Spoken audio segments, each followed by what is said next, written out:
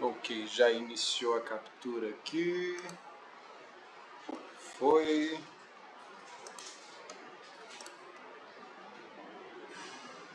Bom, vamos lá, já somos em 31, né? Boa noite a todos e todas mais uma vez.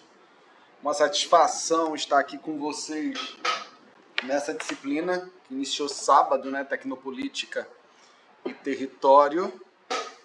E nesse curso que é um curso bem inovador, inclusive por conta dessa disciplina, tá? Porque já adianto para vocês que esse curso foge um pouco da regra de muitos cursos aí de geoprocessamento, na medida em que permite não só um aprendizado do ponto de vista do uso, né, da tecnologia, do geoprocessamento, da aplicabilidade desse geoprocessamento, mas também permite uma perspectiva crítica, né, em torno do uso do geoprocessamento, das tecnologias, enfim, o que justifica essa disciplina. Por isso que é um curso que, a meu ver, é bastante inovador, né? Porque não se trata apenas de instrumentalizar, de ensinar, de capacitar para o uso de um instrumento, e sim capacitar também para o uso do instrumento, mas a partir de uma abordagem crítica. Então, boa noite mais uma vez a todos e todas. Bom, deixa eu me apresentar inicialmente.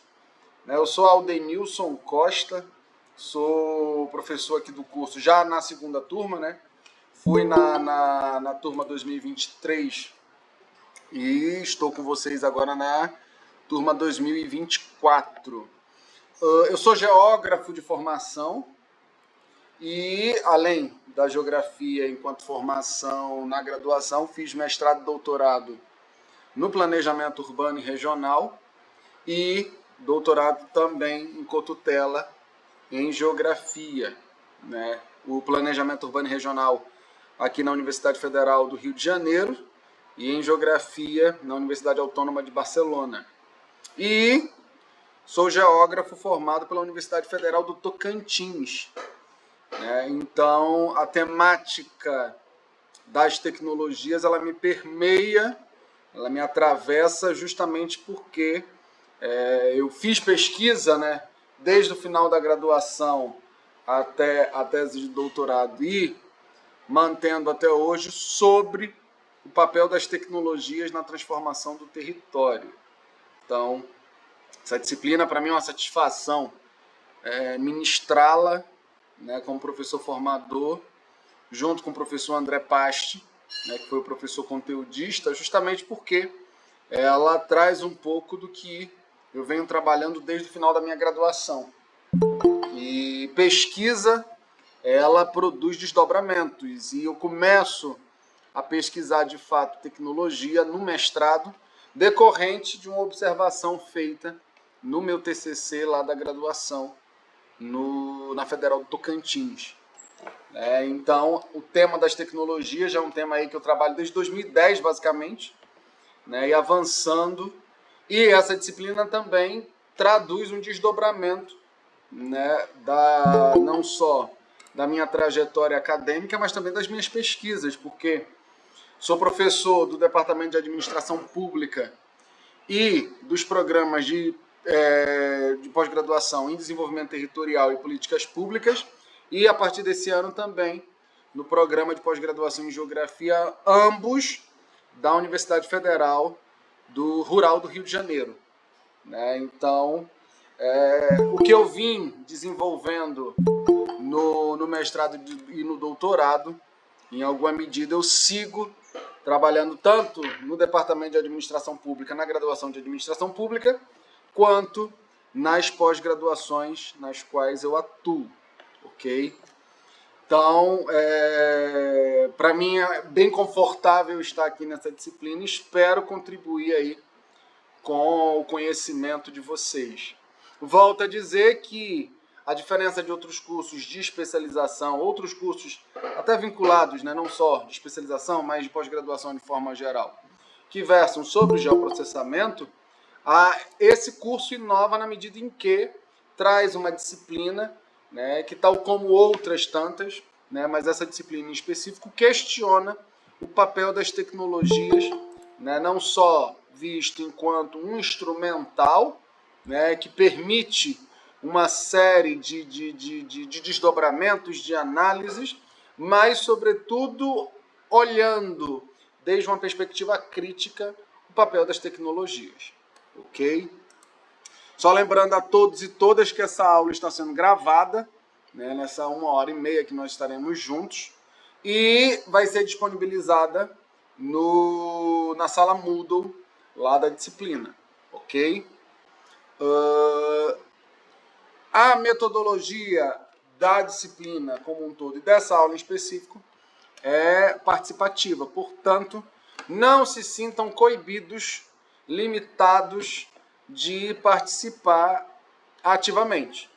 Tá? Eu sei que muitos de vocês estão no trabalho ainda ou estão em um movimento de retorno à casa, tudo mais, e muitos já trabalharam ou no dia de hoje podem estar cansados, mas gostaria de pedir o máximo de atenção e também o máximo de participação, tá? Tanto com questionamentos quanto com contribuições. Então sintam-se à vontade para trazer, inclusive, a experiência de vocês.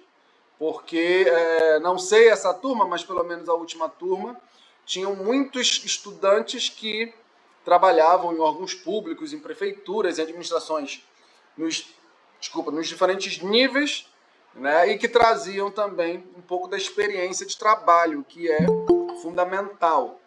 Tá? Então, também solicito que vocês participem ativamente, trazendo aí casos pertinentes no que diz respeito ao conteúdo da aula de hoje. Tá? O conteúdo da aula de hoje, ele um pouco que sintetiza a disciplina, né? As 6 semanas de disciplina que vocês irão cursar. E vou tentar, obviamente, nessa síntese, avançar o máximo possível para que, quando vocês acessarem as aulas semanalmente, torne um pouco mais fácil, né, que vocês consigam manejar a disciplina. É uma disciplina que, a diferença das outras, ela exige também uma carga teórica um pouco maior. Tá? Eu entendo perfeitamente que muitos de vocês, né, ou a grande maioria, trabalham, têm outras atividades, mas eu pediria que vocês fizessem um esforço de leitura, né, do material, principalmente para não ser uma disciplina só para cumprir tabela, né, mas que contribua aí para a formação do conhecimento, para a produção de conhecimento novo. E também, talvez, até uma mudança de olhar do ponto de vista das pesquisas que vocês fazem, da aplicação do geoprocessamento, né, no âmbito de trabalho de vocês e também no TCC que vocês terão que desenvolver para concluir o curso. Eu não sei se vocês viram lá no Moodle, mas já está o mapa da disciplina, já tem todas as informações e não hesitem, tá, em comunicar aos tutores, né, com qualquer dúvida que surgir. No que diz respeito à aula de hoje, podem se sentir à vontade também, mais uma vez, repito, de participar ativamente, que é o que eu espero. Tá? É a aula dialógica mesmo para produzir o diálogo em torno desse tema que nos reúne, que é justamente a tecnopolítica e território. Não sei se todos já têm uma certa ambientação sobre o que seria território. Né? Território não é a base física. Tá? Eu, como geógrafo, implico muito, até com os meus orientandos, né, inclusive na pós-graduação, quando associam território à base física. Né? O território não é o substrato material. Por isso que, quando nós pensamos tecnopolítica e território, nós estamos, mais uma vez, em torno da questão das relações de poder. Né? E relações de poder que se dão em diferentes escalas. Né? Então, necessariamente, a gente precisa pensar a dimensão territorial a partir da categoria poder. Né? e, obviamente, que exige a reflexão em torno do substrato material, no qual a gente exerce o poder. Mas substrato material é uma dimensão do território. E território não é apenas o território de um país, de uma nação, tudo mais. Nosso primeiro território é o nosso corpo, onde nós exercemos poder. E definimos, por exemplo, a hora das nossas necessidades fisiológicas, a hora da nossa alimentação, tudo mais. Ou seja, já expressa uma dimensão de poder. E que, obviamente, é atravessado por diferentes lógicas de poder.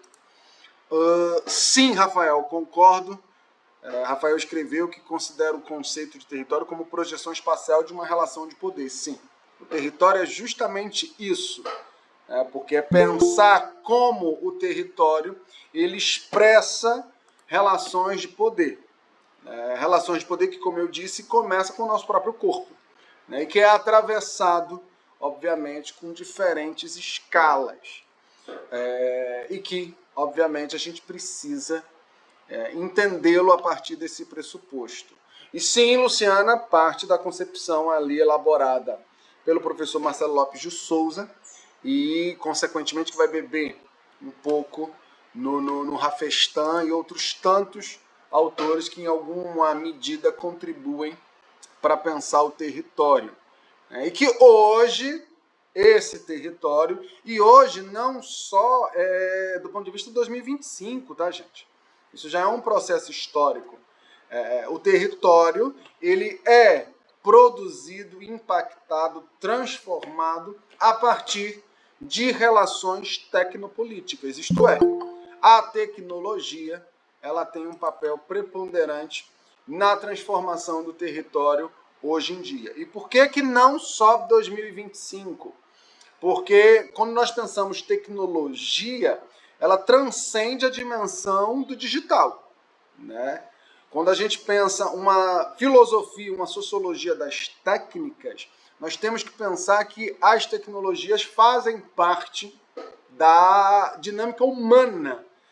O ser humano, ao modificar a natureza, ele se utiliza de técnicas e, posteriormente, de tecnologias como forma de dominar e transformar essa natureza.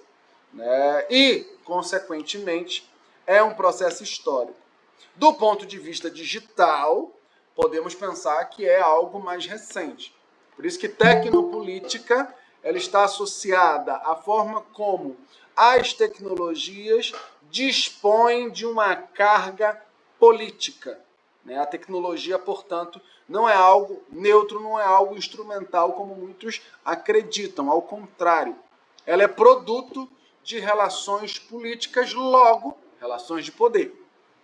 Lembrando que política ela transcende a dimensão formal, a dimensão governamental, a dimensão estatal, diz respeito às relações que se constituem dentro da polis, logo, a vida em sociedade é uma vida política por excelência. E, hoje, mediada por tecnologias. E, a mais recente dimensão, tecnologias algorítmicas, que estão aí transformando o território, reformulando práticas espaciais e, consequentemente, reorientando a forma como nós pensamos o desenvolvimento, como nós pensamos políticas públicas, como nós pensamos a própria vida cotidiana. Eu me lembro que nos anos 2000, quem podia imaginar que em 2025 nós íamos estar tão envolvidos com algoritmos, com dados, com tecnologias. Ali nos anos 90, anos 2000, parecia simplesmente uma representação dos Jetsons, de outros tantos desenhos animados que, em alguma medida, evidenciavam o que estava por vir. Mas anos 90, anos 2000, tínhamos avançado ali com a telecomunicação, tudo mais, mas ninguém imaginava que hoje estaríamos diante de um avanço tão grande do ponto de vista das tecnologias de informação e comunicação, e que, consequentemente, né, altera a nossa vida cotidiana, a nossa relação com os governos, o papel e a ação dos movimentos sociais, enfim. As tecnologias hoje permitem novas formas de ação e, consequentemente, permitem uma ação que ela vai ocorrer de forma multiscalar, né? A partir de atores que não estão mais presentes fisicamente no mesmo lugar, mas que agem a partir de diferentes lugares, a partir de diferentes espacialidades. Dito isso... só um instante. Estão vendo aí, sim? Passou também para vocês? Passou. O ponto de partida da nossa aula é pensar quais as relações entre tecnologia, política e território, né? Permeados aí por relações de poder, né? Relações de poder nem sempre simétricas e frequentemente assimétricas, né? Porque quem tem poder para determinar a forma como uma tecnologia vai ser programada, como um algoritmo vai ser formado, quem tem poder para definir como os dados serão utilizados, né? Dados do nosso cotidiano e que nós disponibilizamos, muitas das vezes, sem ter clareza de como eles serão utilizados. Portanto, um outro questionamento que orienta a nossa aula de hoje é se tecnologia tem política, né? Porque muitas das vezes nós só vemos o que está na superfície. E essa relação tecnopolítica, portanto, ela é uma relação de iceberg, ou seja, nós frequentemente, né, como usuários, só vemos o que está na superfície. O que exige, obviamente, um mergulho, um aprofundamento analítico que nos permita ir ao cerne da questão e verificar quais são os fatos, atores e processos que estão associados à tecnologia. Sempre entendendo a tecnologia como um instrumento político por excelência.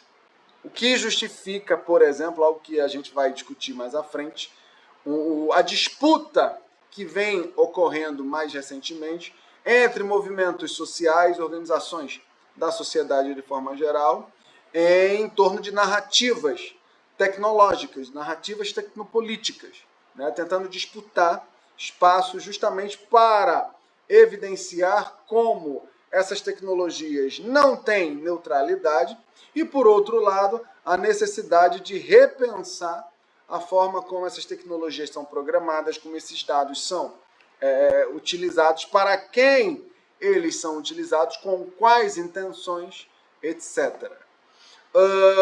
Outra questão que orienta a nossa aula de hoje é quais as transformações produzidas pelo uso de algoritmos na vida cotidiana. Hoje em dia, os algoritmos, direta ou indiretamente, consciente ou inconscientemente, estão presentes no nosso cotidiano, né? Quando nós utilizamos diversos aplicativos, né, que nos convidam frequentemente a mundos fragmentados, né? É o aplicativo do banco, é o aplicativo de mobilidade, é o aplicativo de governamental, é o aplicativo de servidor público, é o aplicativo disso, daquilo outro, né? Só por aí já evidencia que nós estamos diante de uma vida permeada por algoritmos, né? Não só isso, algoritmos das redes sociais digitais. E por que eu digo redes sociais digitais? Porque redes sociais existem desde que nós somos seres humanos. Nós nascemos e, enquanto seres humanos, já temos redes sociais. Ou seja, essa rede de seres humanos, de pessoas que nos circundam. A dimensão digital dessas redes sociais vem também, hoje em dia, permeada por algoritmos, né? Vamos ver o X, né? Antigo Twitter, Facebook, o o Google, né, que mapeia e, consequentemente, define padrões de uso, consequentemente, vai definir a forma como diferentes conteúdos aparecem para o nosso consumo. Né? E o consumo, hoje em dia, que não é mais um consumo apenas material. Né? Nós estamos diante de um consumo que ele é imaterial, isto é, ele é um consumo que parte de um conceito que um filósofo coreano fala, né, que é da psicopolítica, né, e que Milton Santos vai chamar de psicoesfera, né, a esfera psicológica que domina hoje em dia a forma de consumo, que também inclui uma dimensão material de produtos, né, mas é fundamentalmente o consumo de informações. Como diria Milton Santos, nunca na história da humanidade a informação foi tão preponderante, sendo ela, hoje em dia, o motor do atual período histórico. E os algoritmos evidenciam isso. E que nos leva à nossa última questão que orienta a aula de hoje: quais as transformações produzidas na cidade, né, pelo uso de tecnologias e algoritmos. E embora eu tenha pontuado, eu pontue a dimensão urbana, né, e isso se justifica pela concentração de pessoas em todo o mundo em cidades, né, isso não exime a reflexão em torno do papel das tecnologias na transformação do campo. Né, e do campo, tanto do ponto de vista do agronegócio, quanto do ponto de vista dos pequenos produtores.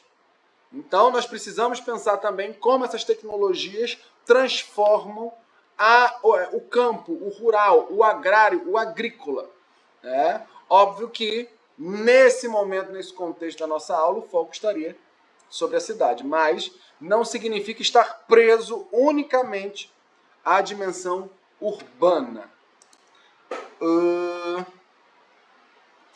Deixa eu ler aqui. A Miriam diz, essa questão dos algoritmos é maluca, parece mágica.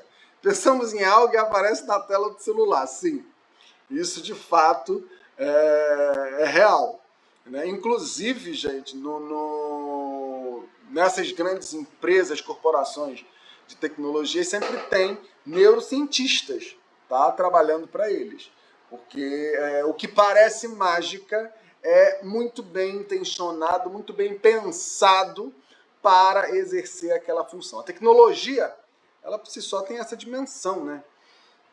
E quando nós pensamos a história da humanidade, toda nova tecnologia ela tinha uma dimensão quase que mágica, né? Transformadora, e sempre uma dimensão de superação, de sobreposição no que diz respeito a tecnologias pretéritas.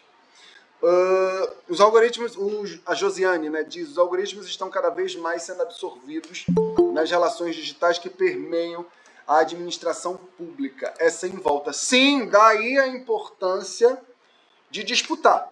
Né, disputar a quem interessa o uso desses dados, como esses algoritmos são programados, como eles são utilizados, como os dados produzidos a partir deles são utilizados, né? E qual narrativa vem sendo produzida a partir disso. Né? Porque, querendo ou não, é um espaço de disputa. Né? A administração pública, hoje, em diferentes partes do Brasil e do mundo, utiliza, né, esses algoritmos como forma de orientar a tomada de decisão. Mas a gente precisa questionar a quem interessa a tomada de decisão, a quem está beneficiando determinada tomada de decisão, qual é o padrão dessa tomada de decisão. Né? Porque a tecnologia ela frequentemente vem imbuída dessa dimensão de neutralidade, né? Como se não existissem seres humanos por trás da produção tecnológica. Né? E é isso que a gente precisa disputar, né? E evidenciar que é uma grande caixa de Pandora, né? Mas é uma caixa de Pandora produzida por seres humanos, né? Que tem pessoas pensando, tem pessoas programando esses algoritmos e, consequentemente, a gente precisa desmistificar as coisas. Né? Eu costumo dizer para os meus estudantes que a gente precisa desespiritualizar né, às políticas públicas. E eu caminho também na direção de desespiritualizar as tecnologias, né, porque a tecnologia parece que é algo espiritual, né, uma divindade que chega até nós com um poder transformador e que oculta, né, redes e relações, interesses, empresas, corporações que estão ali por detrás fazendo negócio com nossos dados, como bem evidenciou a professora Shoshana Zuboff e outros tantos por aí, né, que pesquisam essas tecnologias, pesquisam os usos corporativos desses algoritmos. E sim, Edilson, o mundo virou um grande Big Brother, né?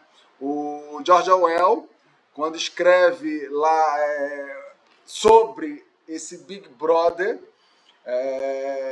ele é mais atual do que nós imaginamos, né? Só que esse Big Brother, a diferença do panóptico, né, que teriam ali vários elementos de vigilância, ele está cada vez mais oculto, mas cada vez mais sutil, né? É um Big Brother com uma sutileza jamais vista. E, consequentemente, né, a gente precisa pensar a quem interessa essa sutileza, né, a quem interessa que as pessoas utilizem, aceitem termos que ninguém lê, né, e que depois nós acabamos entregando de mão beijada os nossos dados para grandes corporações. Até aí tudo bem, gente?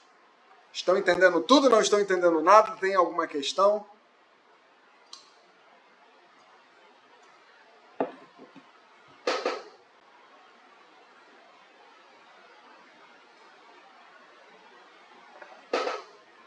Ok, perfeito.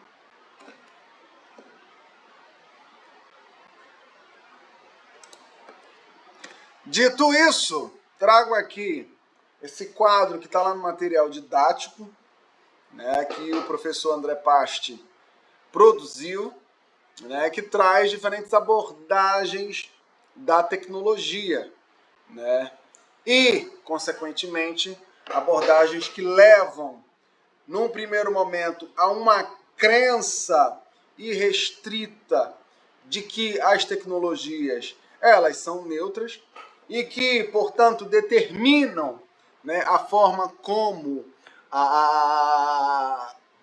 o resultado, melhor dizendo, que vai ser alcançado, né, levando, portanto, a uma ideia de neutralidade que, obviamente, oculta, né, uma série de atores, uma série de relações de interesse, né, levando, portanto, a uma lógica determinista, né, que a tecnologia, primeiro, é a salvadora da pátria, né, que a tecnologia ela é neutra, né, e que, consequentemente, ela produz transformações que não permitem, obviamente, a participação do ser humano.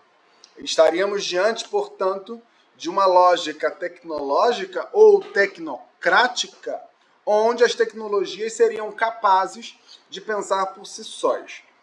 Já adianto para vocês, tá, gente, que eu não sou tributário da ideia de que a tecnologia ela consegue se autoprogramar, né? Muito menos pensar por si própria.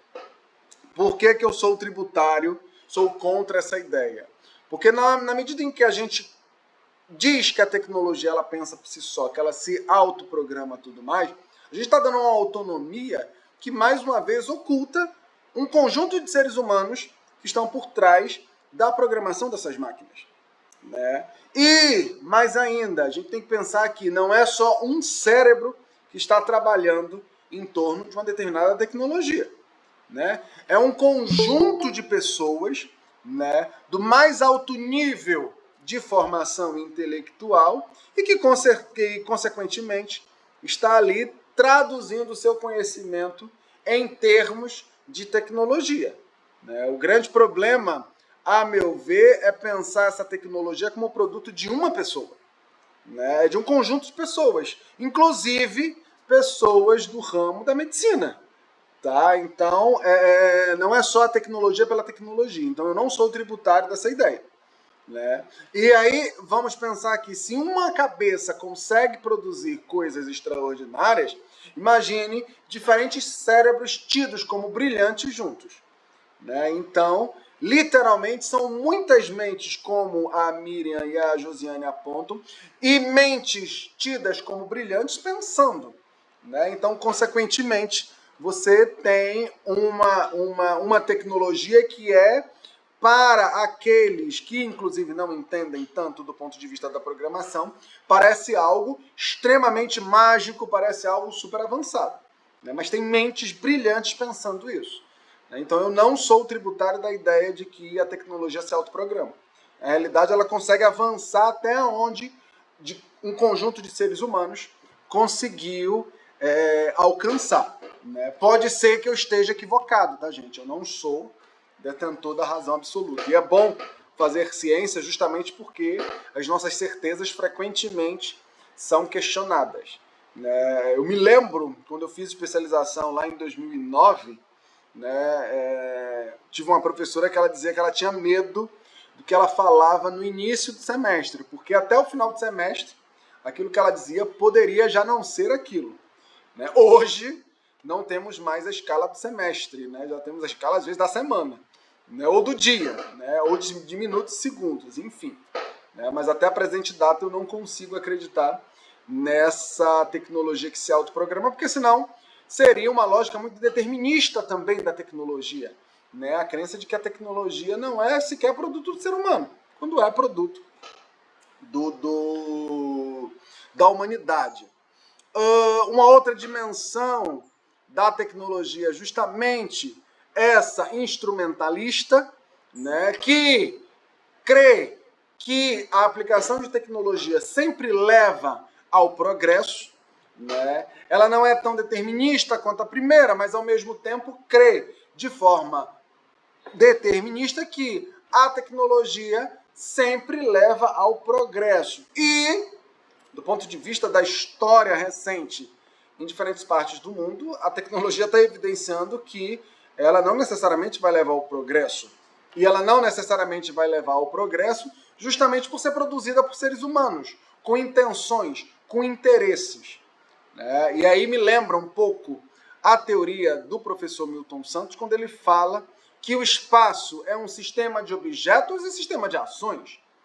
Isto significa que todo objeto ele é produzido para exercer, para estimular, para produzir uma ação. Se ele é produzido para exercer, estimular e produzir uma ação, tem intenção. E é em torno das intenções que nós precisamos estar associados, é em torno das intenções que nós devemos nos debruçar, justamente para evitar essa fé cega de que a tecnologia leva ao progresso.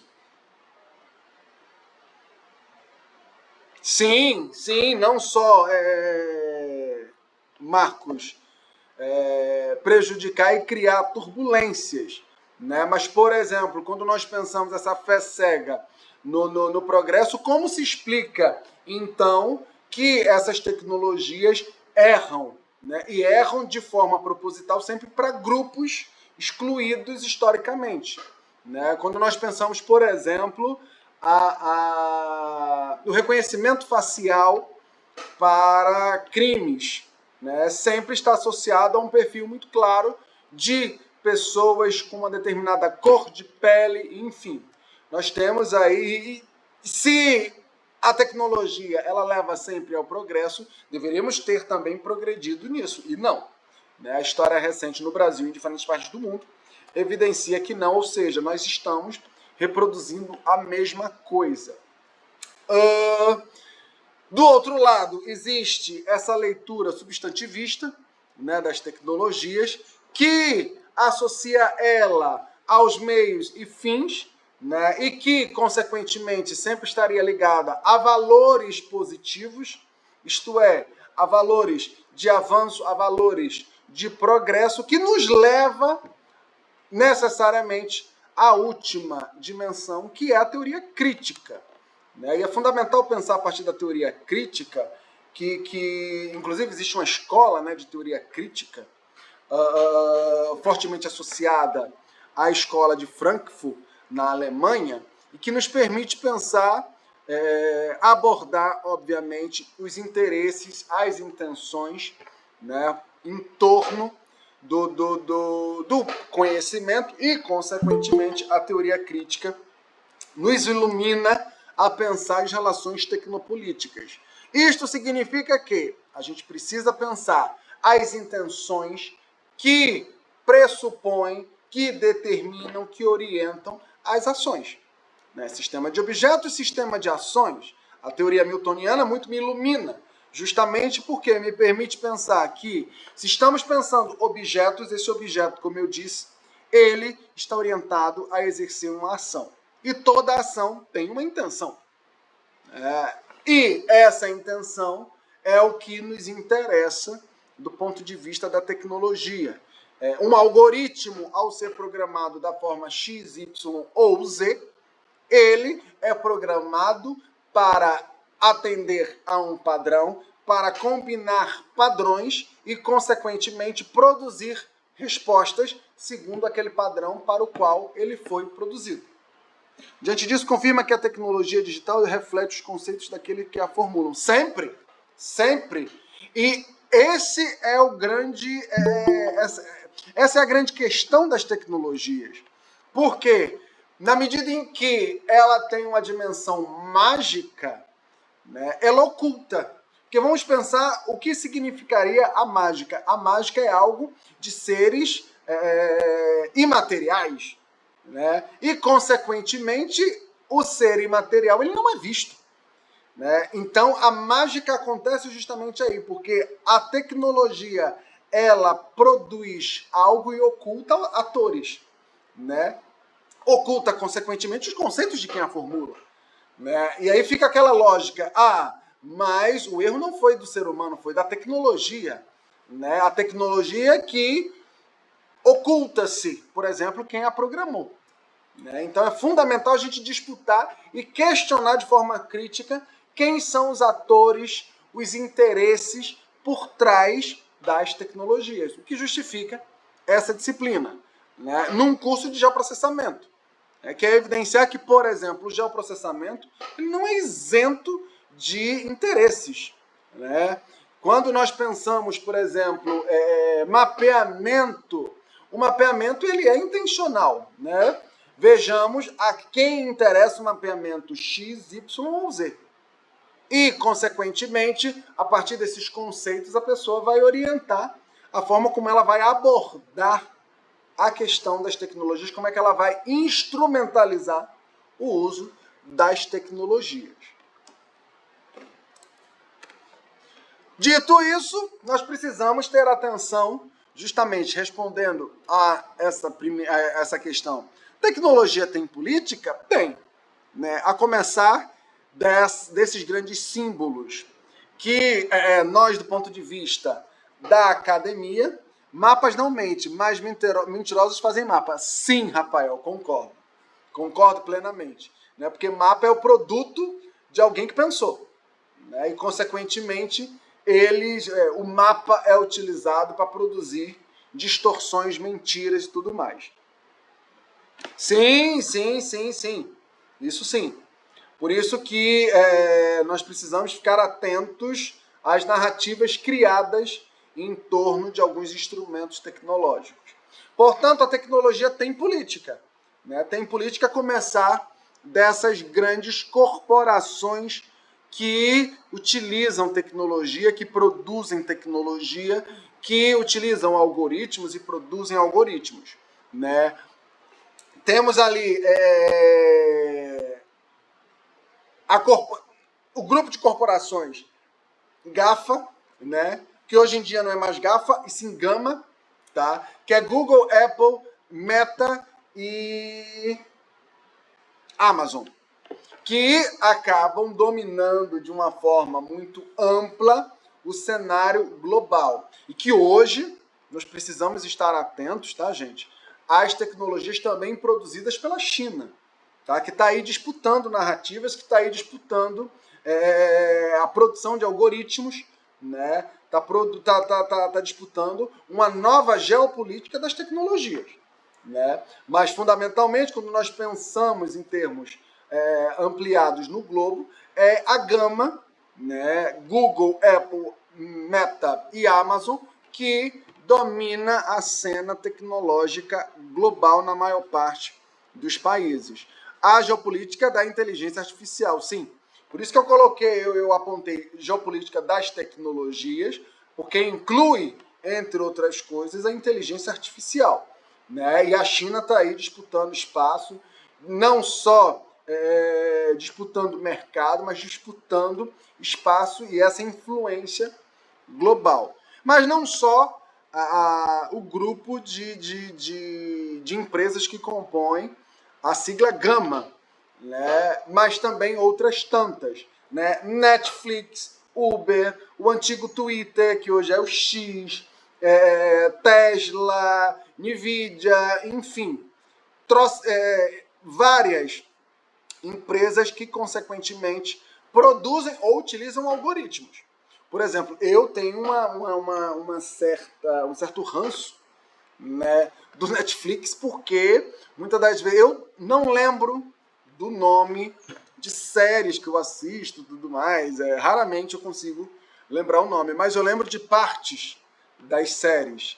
E frequentemente se eu assisto uma série, vai mudando o algoritmo e às vezes eu quero voltar para uma série anterior e não consigo. Por quê? Porque eu não sei o nome, né, da série que eu assisti. Consequentemente, por ter assistido outras, o algoritmo se reprograma e, consequentemente, começa a me ofertar outras coisas, né? Então, esses algoritmos estão, como foi dito por um de vocês no início da aula, reprogramando a vida, né? Porque parece algo mágico. A gente pensa, a coisa aparece, né? Frequentemente, o meu Instagram, lá na parte das buscas, né, mudam, né? Porque cada vez que eu me interesso por um novo tema, toda a oferta de possibilidades se altera consequentemente, né? O que evidencia que, mais do que nunca, nós somos a principal mercadoria, né? O ser humano é a mercadoria, é o grande objeto de consumo, né? Quando nós achamos que nós estamos consumindo, não, nós estamos sendo consumidos, né? Porque são os nossos dados, são as nossas informações que nós deixamos cotidianamente nas redes, que consequentemente vão produzir padrões que, ao serem cruzados, vão definir a forma como empresas nos verão e, consequentemente, irão nos ofertar serviços, formas de consumo, tudo mais.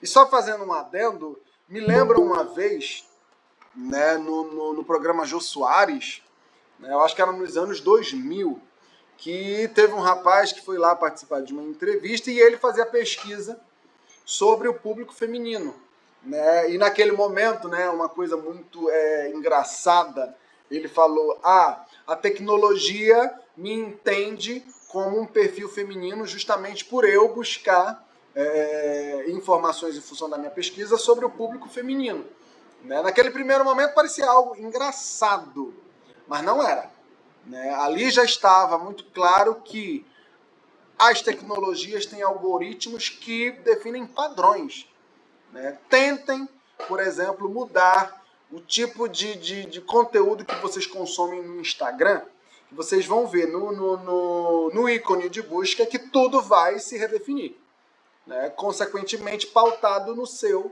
perfil, no seu padrão.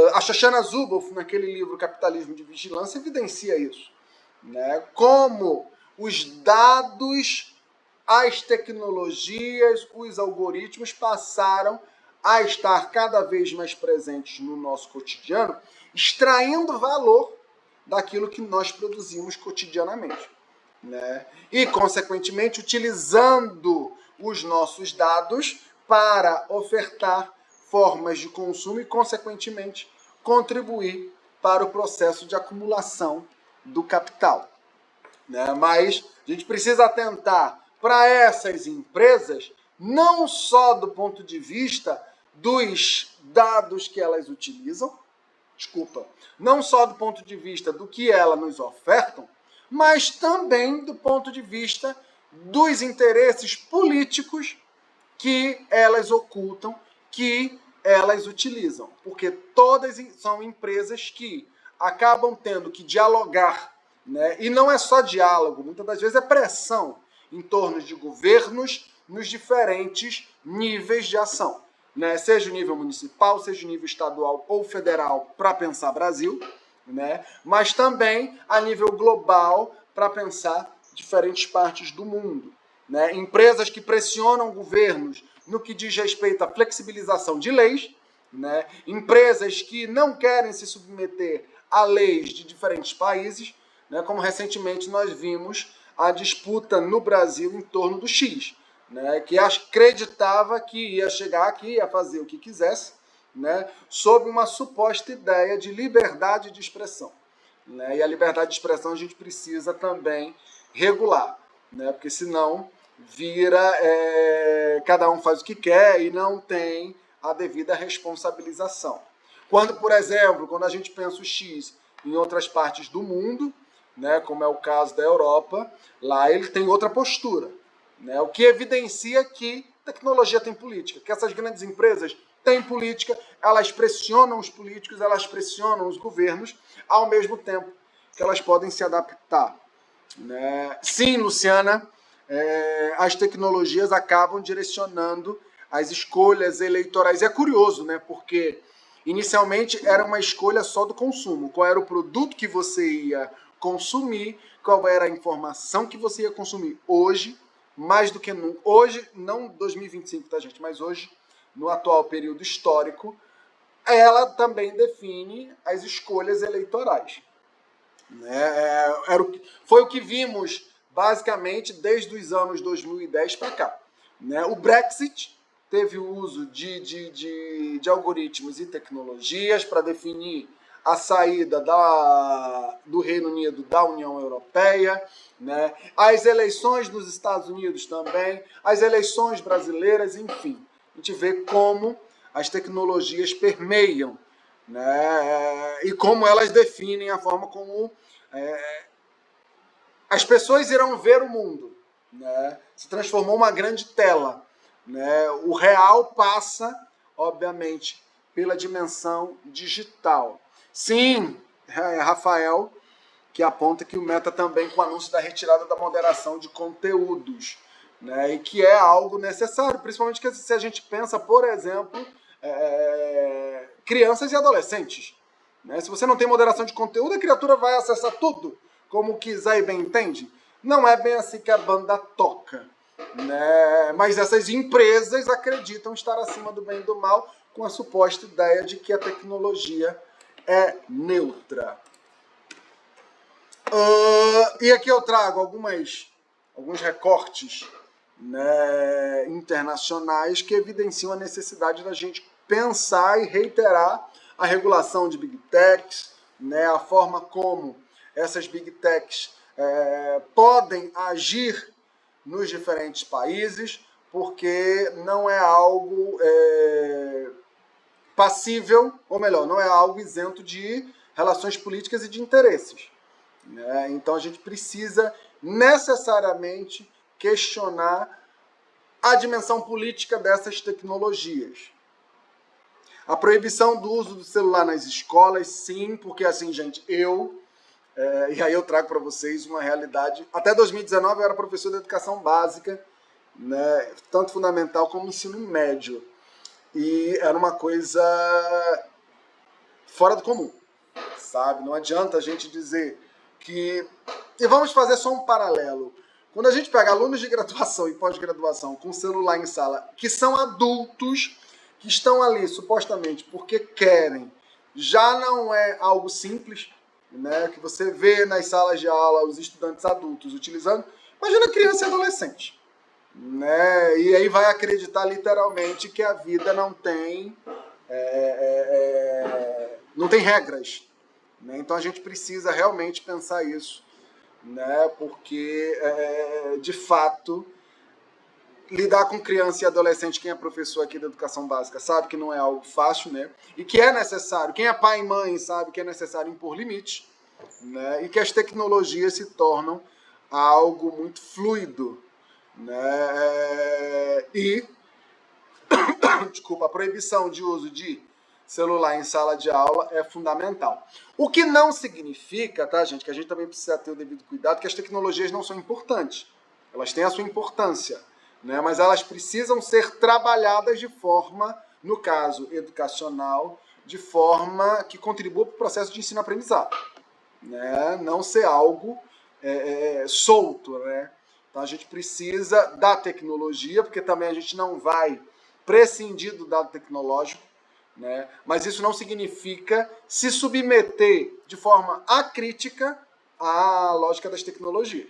A gente precisa disputar essas narrativas e que passa, entre outras coisas, pela regulação dessas big techs, né? Por essas big techs entenderem que não estão acima do bem e do mal e que tampouco são justiceiras, né? Porque tem uma lógica ali das big techs de que quando você traz essa informação, né, o cidadão consegue ter mais controle, o cidadão isso, aquilo, outro. De fato, a informação é fundamental, né? Se a informação, de fato, fosse para informar, né? Mas, frequentemente, ela é produzida para manipular, né? Como a gente vê aí nos anos recentes.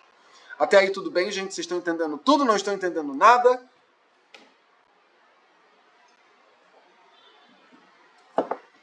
Muito bem. Se estamos pensando que a tecnologia tem política, né, a gente precisa pensar que o poder que as big techs têm em torno dos governos revela-se a partir da relação capital-governo, né, porque é uma relação de acumulação de capital. A gente não pode prescindir desse dado, né? Não é à toa que as big techs são milionárias, bilionárias, trilionárias, né? Tem um poder de comando, né? Porque não é só mandar, e sim comandar, né? Governos, empresas e submeter governos aos seus interesses e às suas necessidades, produzindo, obviamente, um papel constrangedor, né? Porque frequentemente grandes empresas sempre exerceram papéis constrangedores no que diz respeito às suas relações com os diferentes governos.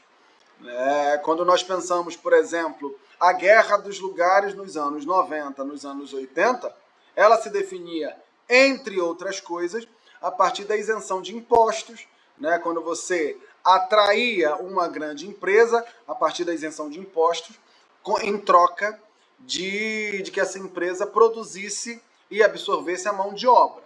Ok, hoje as empresas, principalmente essas big techs, continuam mantendo esse papel constrangedor, essa pressão em torno dos governos, porém, diferente de grandes indústrias, por exemplo, que estavam atrás de isenção fiscal, essas empresas querem liberdade absoluta no uso das informações, no uso e na programação dos algoritmos e querem, consequentemente, que os governos aprovem leis que as beneficiem e que facilitem, obviamente, a forma como essas empresas vão ter acesso aos nossos dados.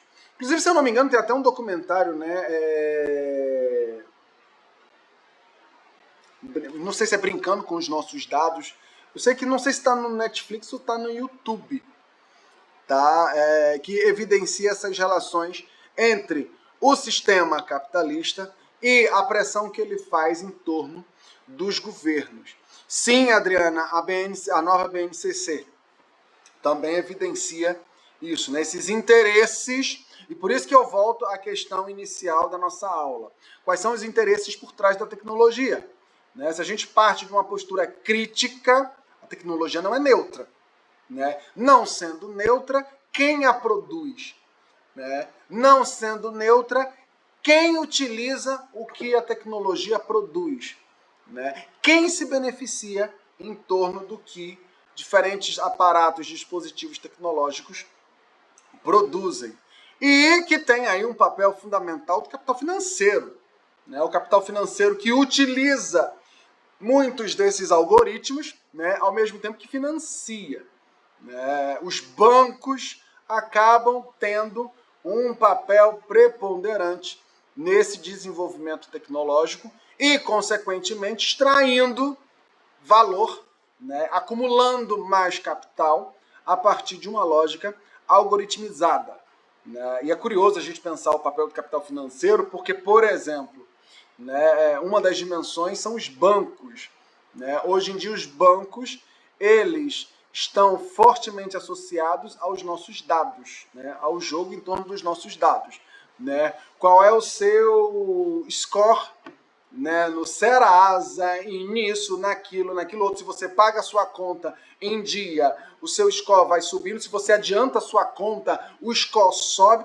Ou seja, é um grande jogo em torno dos nossos dados, né? Hoje em dia você não precisa mais ir à agência bancária, porque tudo chega até você, às vezes até sem pedir, né, com base nos dados que nós produzimos, né? E, consequentemente, o capital explora, né, os nossos dados, né? O nome do documentário é o jogo dos nossos dados, se eu não estou equivocado, né? Que vale a pena assistir e que a Shoshana Zuboff e esse filósofo coreano, o Han, também trabalham em torno do negócio com os nossos dados, né? Evidenciando como esses dados eles são essenciais para o atual processo de acumulação do capital.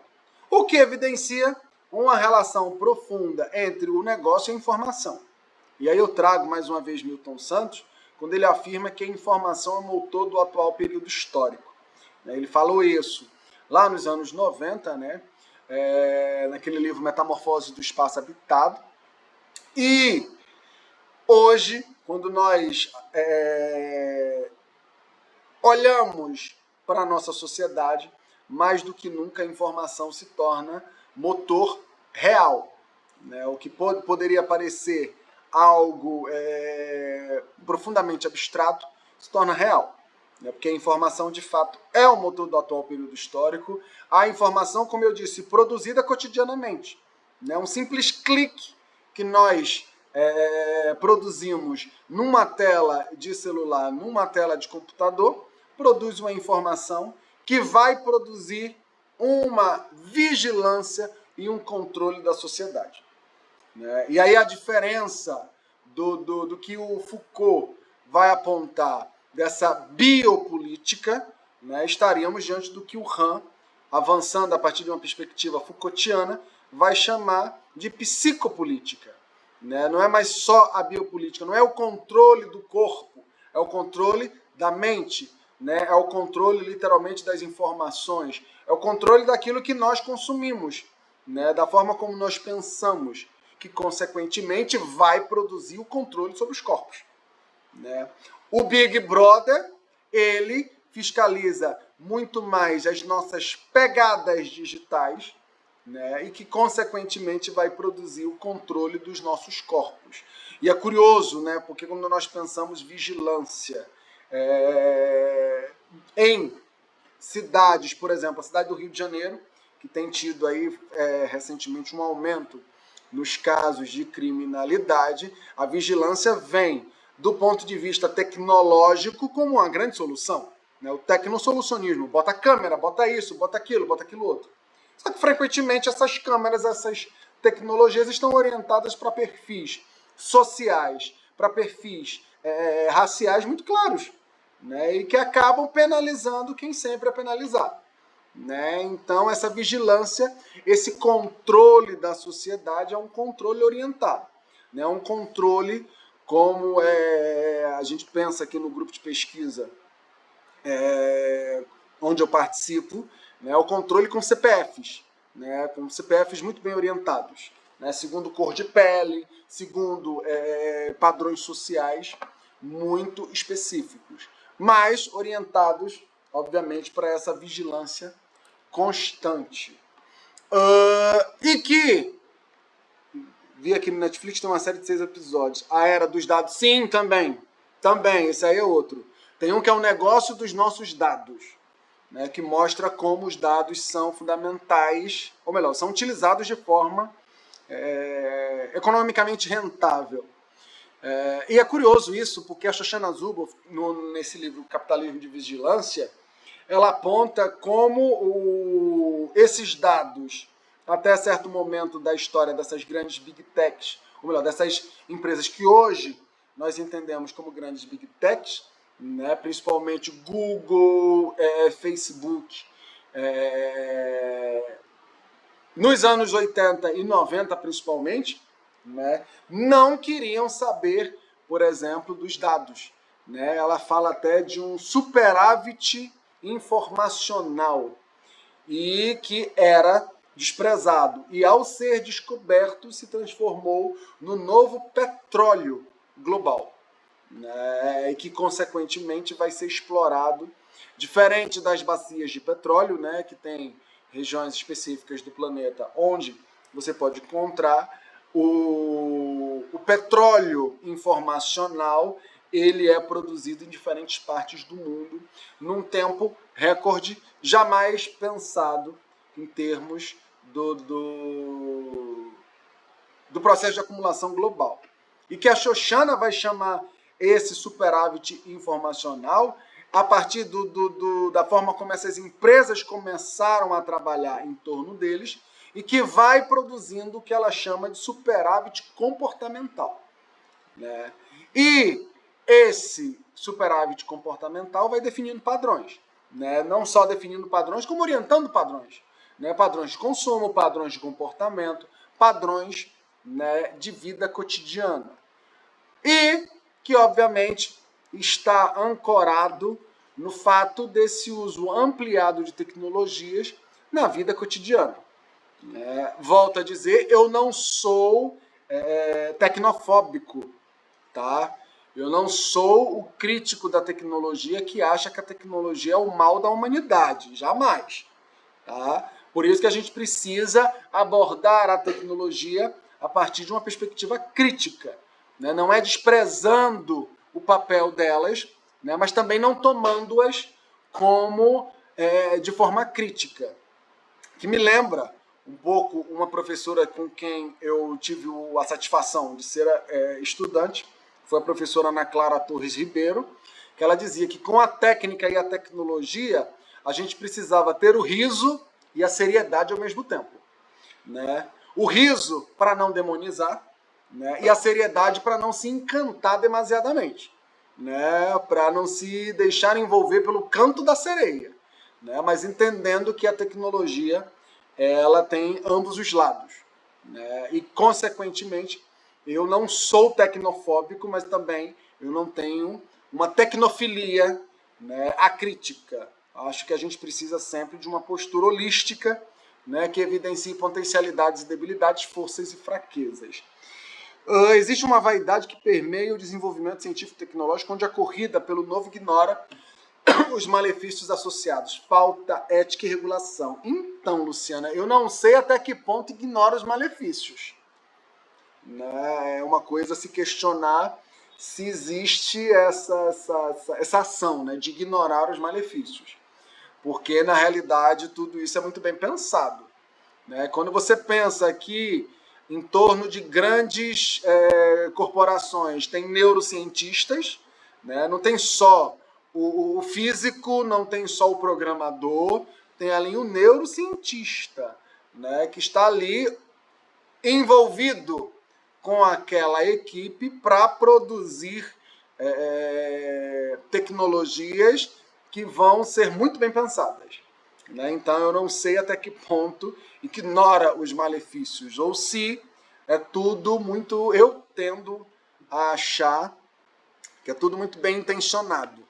Né? O que não reduz, né, a possibilidade de outros usos dessas tecnologias.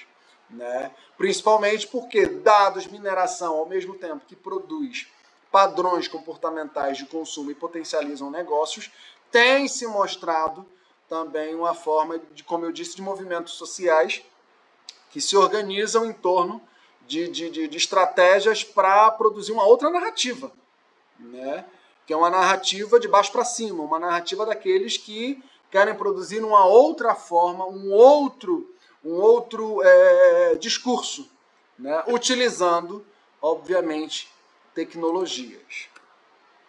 Dito isso, trago aqui um pouco desse esquema que está no livro da professora Shoshana Zuboff, né, de como os dados eles entram nessa grande engrenagem, produzindo comportamentos, produzindo padrões que, consequentemente, vão ser utilizados por empresas no processo de acumulação de capital. E é justamente isso que mais na frente a gente vai apontar, e ao longo da disciplina vocês irão ver que está sendo disputado por outros grupos, né? Como forma de dizer, olha, existe uma outra narrativa, existe uma outra forma de usar algoritmos, né? Existe uma outra forma de programar algoritmos, mas essa é a engrenagem básica em torno dos nossos dados, né? Em torno da forma como as pegadas que nós deixamos, desculpa, gente, as pegadas que nós deixamos nas redes sociais digitais, no mundo digital, ele se transforma em valor e que, consequentemente, vai ser utilizado pelas grandes empresas.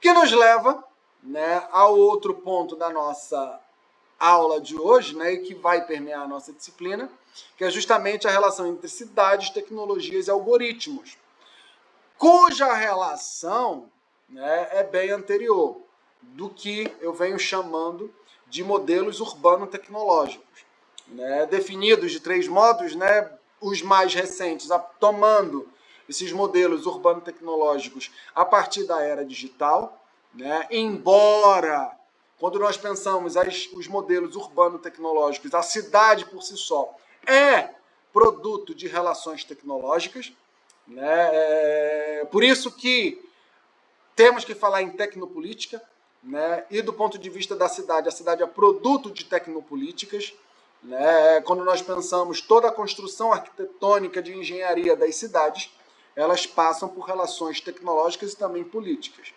Mas, tomando em consideração a era digital, nós podemos pensar 3 grandes modelos urbanos tecnológicos, né? Que é a cidade digital, lá dos anos 80, e com ampla difusão a nível de Brasil nos anos 90, né, e anos 2000, que estava associado inicialmente à mudança no padrão tecnológico brasileiro e à introdução de sistemas digitais, né, inicialmente como forma de repensar a relação entre governo e sociedade, e que automaticamente, né, produziu uma série de políticas nas diferentes escalas de governo a nível de Brasil, de modo a popularizar o espaço digital no tecido brasileiro.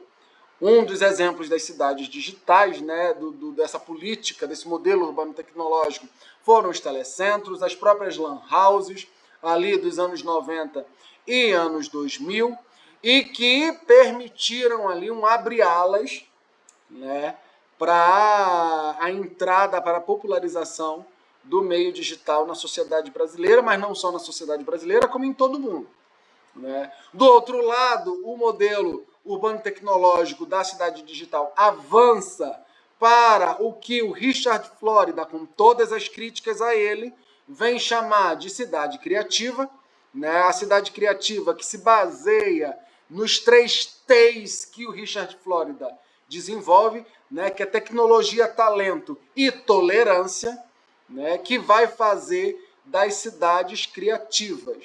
O Richard Florida, ele é um grande vendedor de modelos urbanos, tá? Inclusive do ponto de vista da teoria urbana, ele é fortemente e justamente criticado, né? Porque ele é um vendedor de cidades, né?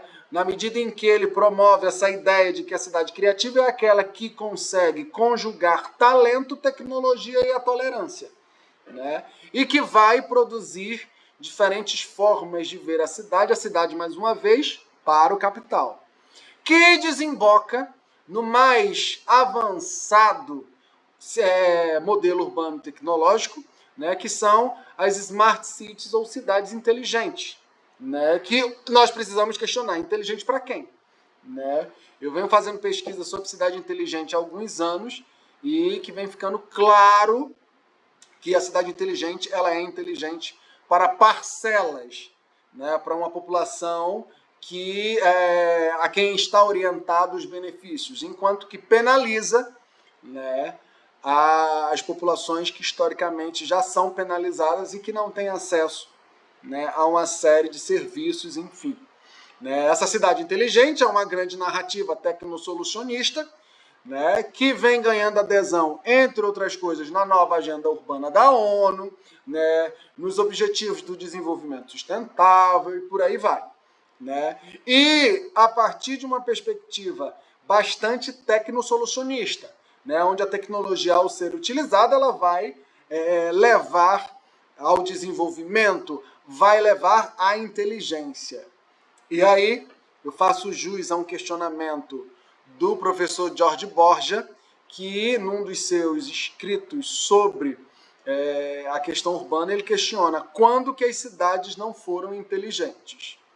Né? E parece que a cidade se torna inteligente tão somente na medida em que adere a essas tecnologias algorítmicas, né, a esses dados, essas minerações. Quando não.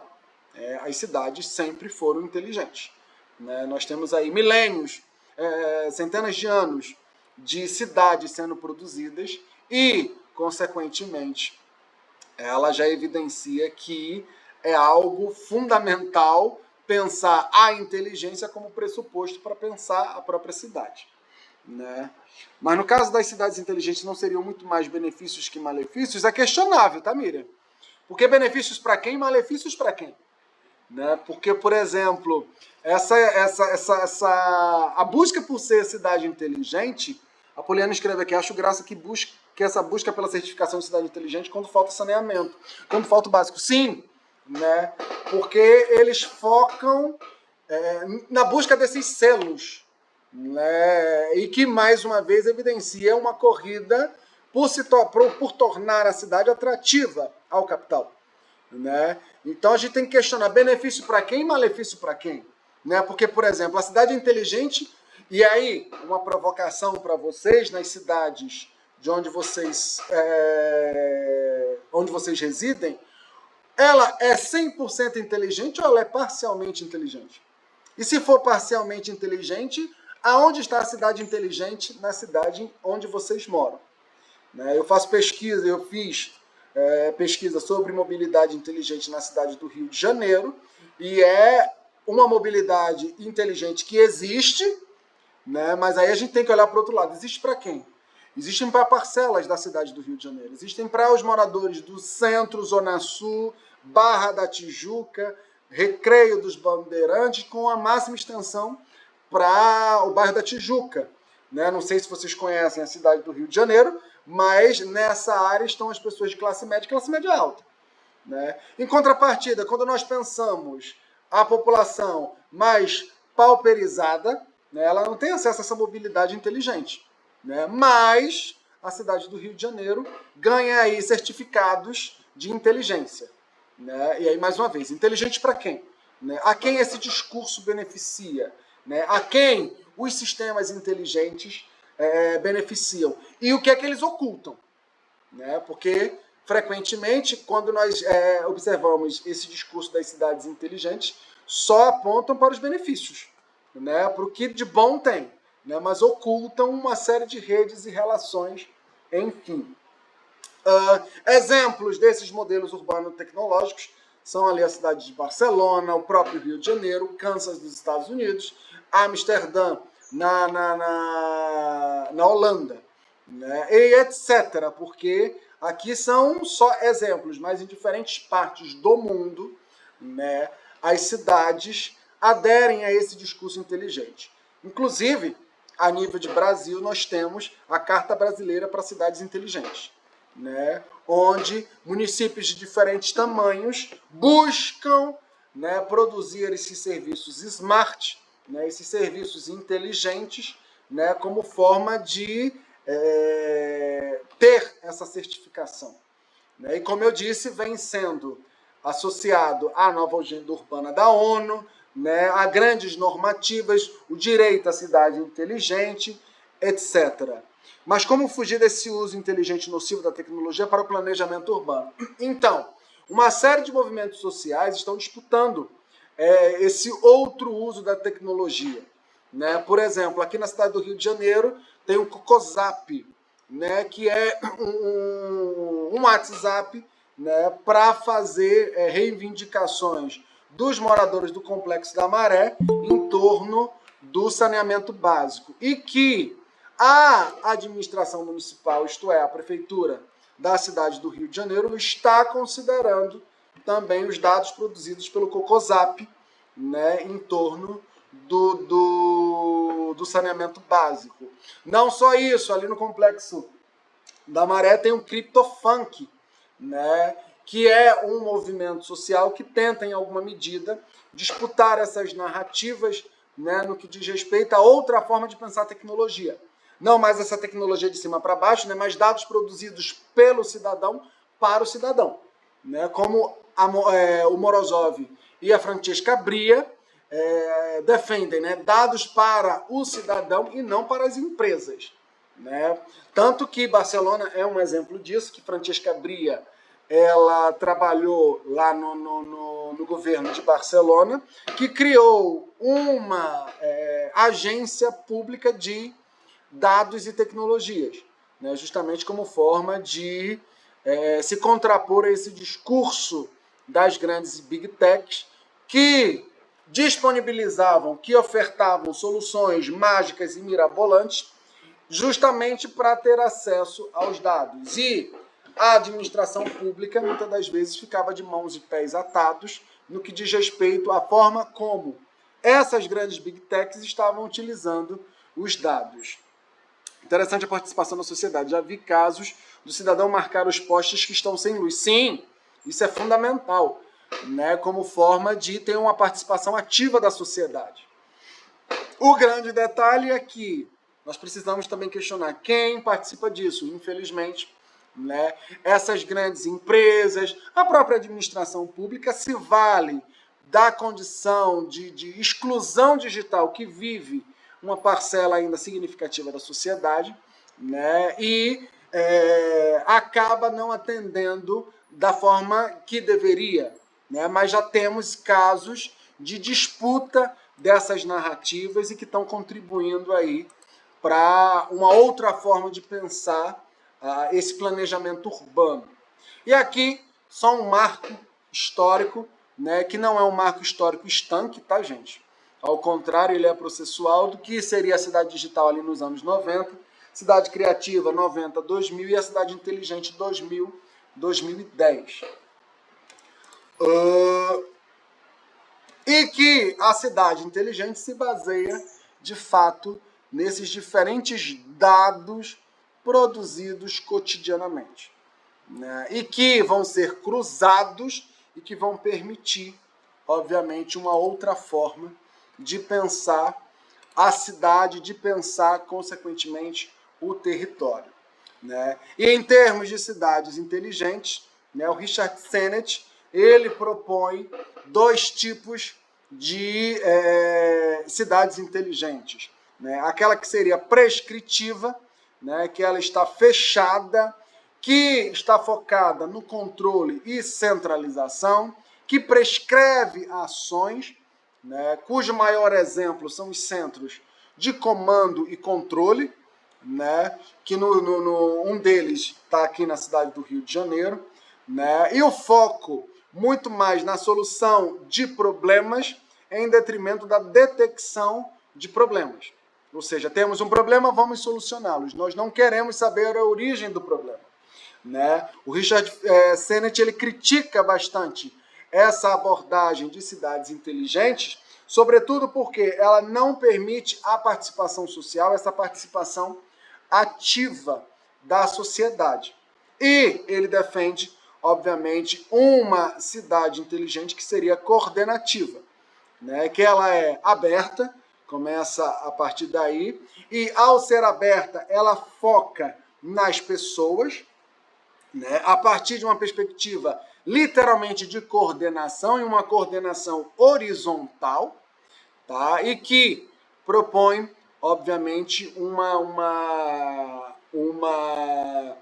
relação democrática, né? Que vai focar, obviamente, no cidadão que vai produzir o dado ao mesmo tempo que ele vai controlar, né? E vai abrir mecanismos de controle desses dados, né? É o cidadão que produz o dado, é para ele que deve ser utilizado o dado na tomada de decisão, né? Então, isso significa disputar também com grandes empresas, né? Porque, como eu disse, são grandes empresas que disponibilizam sistemas técnicos e algoritmos como forma de utilizar os dados. Isso vai exigir, obviamente, uma outra postura, né? Porque essa cidade coordenativa exige o diálogo constante com a sociedade, né? Com as organizações da sociedade civil, né? E, por exemplo, hoje, quando eu observo a cidade do Rio de Janeiro, né, a prefeitura utilizando dados do Cocosap, é um avanço, né? Porque isso já existia há muito tempo, tá? O que evidencia que não é só utilizar a tecnologia, é disputar também, né? Porque isso significa que o Cocosap, eu sei do Cocosap mais ou menos desde 2019, 2018, né? E somente recentemente que vem sendo utilizado, né? E ainda assim não de forma tão profunda, tá, gente? Como forma de se pensar políticas de saneamento básico no complexo da Maré, né? Seria utopia ter uma cidade inteligente com o melhor da prescritiva e coordenativa, ou prescritiva não tem nada a acrescentar na coordenativa? Eu diria que não teria nada a acrescentar, porque, por exemplo, você prescrever ações não contribui, né? Você focar na solução do problema, sem com isso detectar o problema, não teria contribuição. O centro de comando e controle, ele está focado em quem? Né? Não vamos esquecer os casos de reconhecimento facial promovido, entre outras coisas, por esses centros de comando e controle, né? A quem estão orientados? Né? Por que sempre estão orientados a pessoas pretas, a pessoas faveladas, a pessoas com características sociais muito específicas? Ou seja, por quê? Né? Será que foi a tecnologia que sozinha conseguiu pensar que aquela criatura, curiosamente, preta, com condições periferizadas, supostamente é mais propício a cometer crimes? Ou seja, estamos diante da reprodução, através de tecnologias, de padrões históricos brasileiros, né? Isso só para pensar o Brasil, né? Porque quando a gente vai para o mundo, a gente vê a mesma coisa, né? Então a gente tem que começar a pensar, né, esse outro lado, né? E pensar esse outro lado implica em pensar uma lógica em que o cidadão, ele de fato contribui para a produção dos dados, mas não só para a produção dos dados, mas também para a forma como esses dados são utilizados, né? De uma forma mais democrática de fato, né? Então eu diria que a prescritiva não teria muito a contribuir, embora, do ponto de vista da administração pública, do que é praticado enquanto administração pública no Brasil e em diferentes partes do mundo, a gente observa muito mais cidades inteligentes prescritivas do que coordenativas, né? Então não diria que a coordenativa é uma utopia, tampouco, né? Embora a prescritiva seja a que mais casos existem, né? Eu acredito que é possível pensar uma cidade inteligente coordenativa. O que significa que a administração pública tem que estar aberta para entender que a tecnologia não é a solução, né? A tecnologia de cima para baixo, muito menos, né? Porque tem aí, por exemplo, movimentos sociais como os que eu citei, né? Que vão mostrar outras realidades, né? Outra forma de utilizar tecnologia, né? Tem os movimentos, o MTST, Movimento dos Trabalhadores Sem Teto, né? Que qualifica, né, diferentes lideranças no uso de tecnologia e também na programação de algoritmos, enfim, e que evidencia, né, uma outra forma de utilizar as tecnologias e, consequentemente, de disputar narrativas, né, contribuindo obviamente, para a construção de políticas públicas mais humanas, mais democráticas e, de fato, focadas no cidadão, né? E aí, para fechar essa parte da aula e já abrir para vocês, né? Porque essa aula é de 1h30, mas eu vou passar um pouquinho, tá, gente? Só já apontando, né? Eu proponho uma questão final, né? De vocês pensarem quais os usos tecnopolíticos dos dispositivos tecnológicos presentes no seu cotidiano, né? Até como forma aí para vocês elaborarem os exercícios que virão ao longo dessas 6 semanas. Né? Quais são os usos tecnopolíticos? Será que vocês têm consciência dos dados produzidos, né? Da forma como os dados são utilizados? Ou será que nós ainda estamos nos encantando, né, com o canto da sereia da tecnologia? Né, que é um grande canto da sereia, que vai nos envolvendo, nos envolvendo, nos envolvendo e muitas das vezes nos cegando, né, ao ponto da gente acreditar que a tecnologia é neutra ou que a tecnologia não passa por disputas tecnopolíticas. Dito isso, queria agora ouvir um pouco vocês sobre esses usos tecnopolíticos, onde vocês identificam, ou casos também, tá, de usos tecnopolíticos dos dispositivos tecnológicos que vocês já observaram, tudo mais. Rafael. Bom, boa noite, professor. Obrigado pela exposição, excelente. Pensando um pouco nessa questão, e um pouco no sentido do que foi trabalhado no início da aula, né, sobre o sentido de território e de como a gente pode compreender, não necessariamente vinculando ele ao substrato material do espaço, eu fico imaginando, quando penso no caso da atuação das Big Techs, que é quase como se você tivesse uma ruptura por parte, né, dessas corporações da hegemonia e da soberania territorial dos Estados-nação, né? Porque elas chegam, se impõem, e isso não é... A gente tem visto agora no Brasil, né? Não é diretamente, a depender, é claro, né, do grau de organização de cada classe dominante, isso não é diretamente contraposto, né? A gente tem casos de contraposição no caso da Europa, mas aqui, por exemplo, né, na nossa periferia, isso é, digamos, inexistente, né, praticamente. E dá, amarrando aí com a questão que o senhor coloca para a discussão, né, nessa inconsistência, né, que a gente tem no modo como os nossos dados são utilizados, né? Porque é só você abrir o seu... Para iniciar a usar um telefone, né, você é obrigado a aceitar os termos de um contrato que, enfim, se você não aceitar, você não vai conseguir utilizar o aparelho que você comprou. E aí, como é que fica? Né? Então, era nesse sentido que eu queria provocar a conversa. Sim, concordo, viu? Porque são relações muito escusas e ocultas, né? Ninguém sabe, todo mundo precisa, mas ninguém sabe. Ninguém sabe quais são os reais interesses. Sempre são interesses muito bons, né? Mas eu acho que a gente já avançou, né? Quando a gente tem preocupações políticas, por exemplo, quando tem aí um avanço recente no que diz respeito ao X, né? Obrigando o X a se submeter a regras brasileiras, né? Tal como o X se submete a regras Gente, X, mas vamos falar Twitter, né, gente? Porque esse X, pelo amor de Deus, gente, parece o show da Xuxa, né? Marquei um X no seu coração. Não, gente. Vambora, o Twitter, né, que ele se submete a diferentes regras no mundo e acha que na América Latina, né, vai fazer o que quer e bem entende. Não é bem assim, né? Então a gente tem um avanço, óbvio que ainda é um avanço muito tímido, né, quando a gente pensa a América Latina e o Brasil de forma específica, né, ainda é muito tímido, né, mas eu acho que estamos avançando, né, não só em termos jurídicos, mas o próprio uso, né, por parte de movimentos sociais organizados, né, produzindo outra forma, né, de programar algoritmos, uma outra narrativa, enfim. Luciana.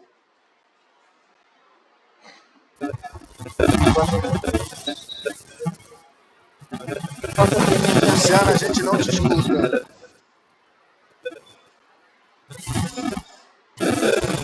Oi, Não. não possível? Tem um ruído atrás. Consegue ouvir agora? A gente te ouve, mas tem um ruído muito forte atrás de você. O Rafael tá dizendo, tenta tirar o fone. Melhorou agora? Ah, perfeito, perfeito.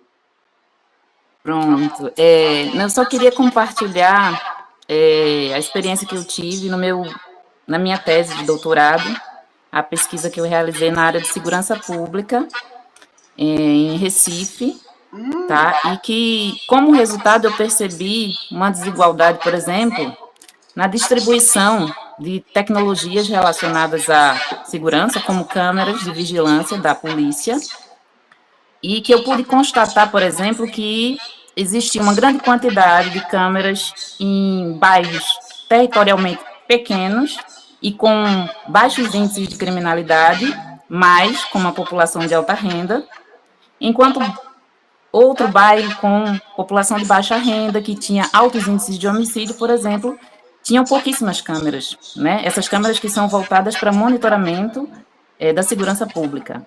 Então, uma das minhas conclusões foi sobre essa desigualdade na distribuição dos equipamentos de segurança quando são, no caso, para proteger, né? Quando é para vigiar, como o senhor colocou aí como exemplo, para monitorar, ela foca diretamente no preto, no pobre, mas quando é para proteger, ela foca nas pessoas de alta renda. Né? E eu não sei se é um padrão que se reproduz em outras cidades do Brasil, mas eu acredito que sim.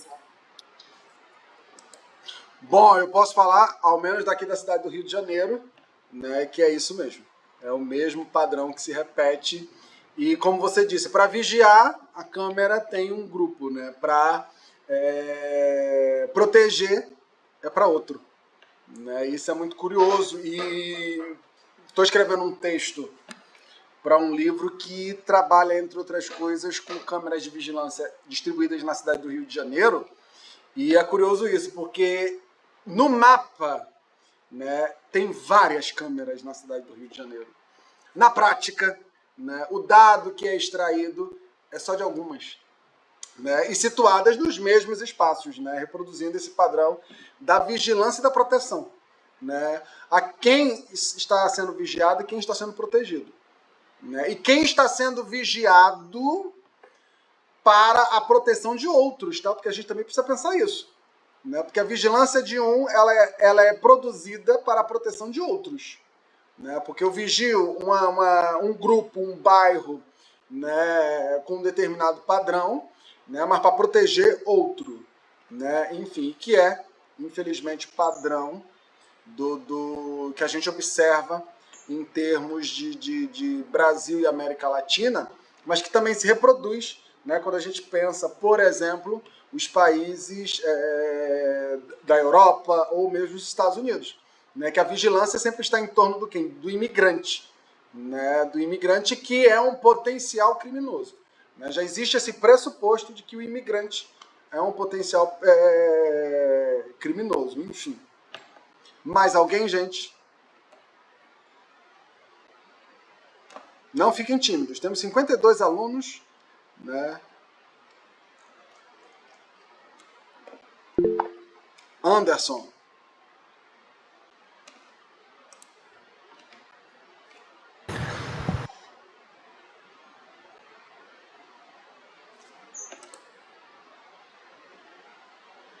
Anderson, seu microfone não abriu.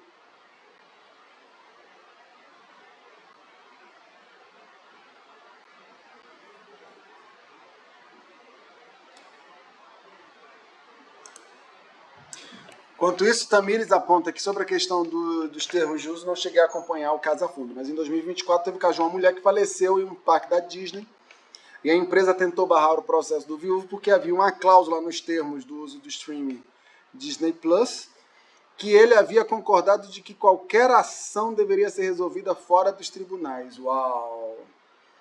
E essas são aquelas letras miúdas, né, que ninguém lê, de contratos extensos e que, obviamente, não passa pelo... Não são claros, né, e que as empresas se valem disso.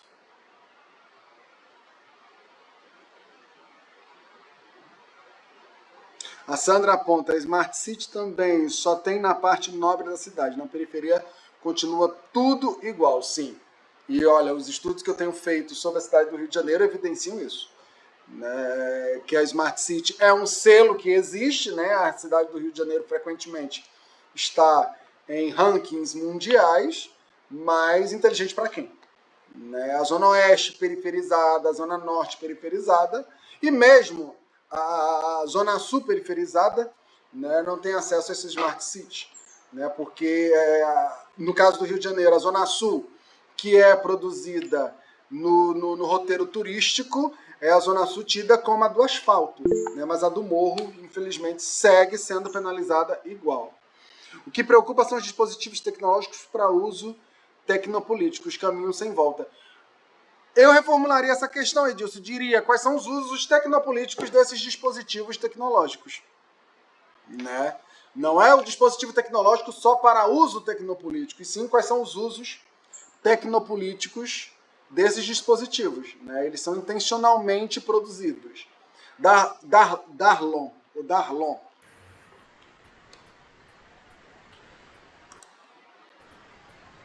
Então, professor e colegas, agradecer pela aula aí também de hoje, muito boa. E falar o seguinte, quando a gente fala dessa questão do uso da questão dos aparelhos